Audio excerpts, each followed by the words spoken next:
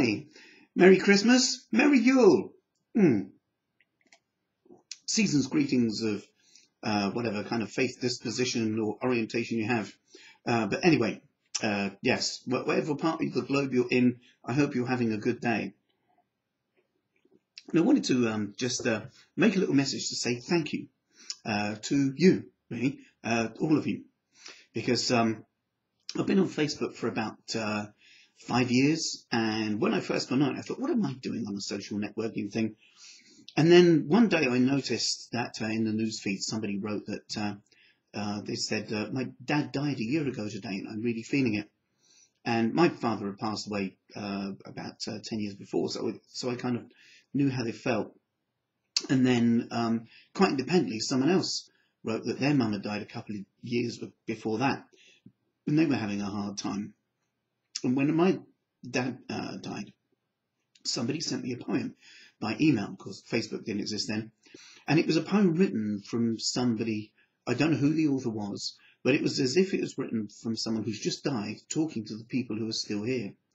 And I felt really comforted by this poem. So I distributed it to everybody in my email address book back in those days. And a friend's father had died up in Liverpool. And when I went up to, was invited to kind of go along, and it was read out for the funeral. And people in the congregation, as it were, kind of asked for copies. So I thought, there's something about this that seems to kind of radiate a sense of comfort to everyone who reads it. So once I noticed these couple of things in the newsfeed, I thought, I know what I'll do. I'll create a note and I'll put this poem at the bottom of it, and at the top of it I'll talk about my experiences of bereavement, so that I'm not just waffling from some kind of perspective of psychological theory of bereavement. I actually know the territory very well. And I was astonished to find that people started writing to me saying, this has really touched me today, and I'm in tears reading this, Mr. Rowan, said one person. And then I thought, I know what I can do. So I started watching the news feeds, especially for people who are kind of having problems and difficulties and things. And I'd write little philosophical Facebook notes to kind of offer us an illumination or a suggestion of something, or maybe just, here's a different way of looking at it. And I've found over the last, 4 or 5 years that people have kind of found a sense of inspiration from the things I write. And what's kind of encouraged this, I guess, is your reaction to the stuff I post. I'm told by a lot of people that they really like the things I write, etc. And I don't know, I seem to have found myself in this position of being some kind of old sage.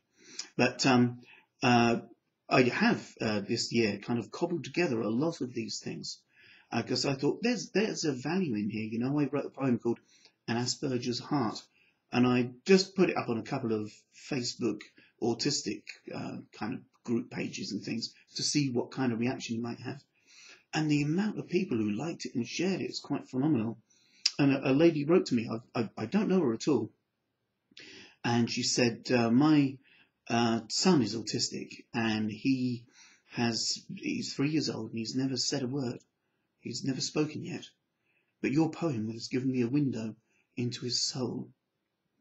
And I thought, goodness me, there really is some kind of thing here. So I put these things together, and I'm so proud to have produced this. This is The Blossoming of Old Rowan Tree. And it's a collection of poems and photographs and short articles and things going back 30 years, really.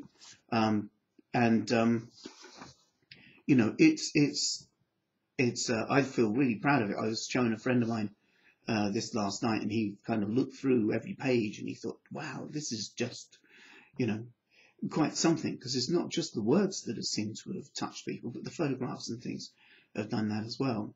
And normally when I kind of write things, I'm inside it, so I don't really get the value of it that much. I just kind of watch people's responses. But putting in that kind of three-dimensional object has meant I'm actually looking at the things I've been writing through fresh eyes. And kind of partly, I don't know if it's an autistic thing or an artistic thing, but I kind of feel like, did that come from me? How did my brain do that? So it's an interesting thing. And the very final page of this, I had a look at it the other night, and I read it out to a friend on the phone, and they were very moved by it. And I thought I'd like to share this with you as a kind of a Christmas message of hope for your future and your new year. So yes, so I'd just like to read this out because in tribute to your support, friendship, kindness, criticism, witticism, and all things of a highly intelligent and also frivolous nature. Thank you, friends on Facebook. You kind of make my world come alive, really you do. So this is for you.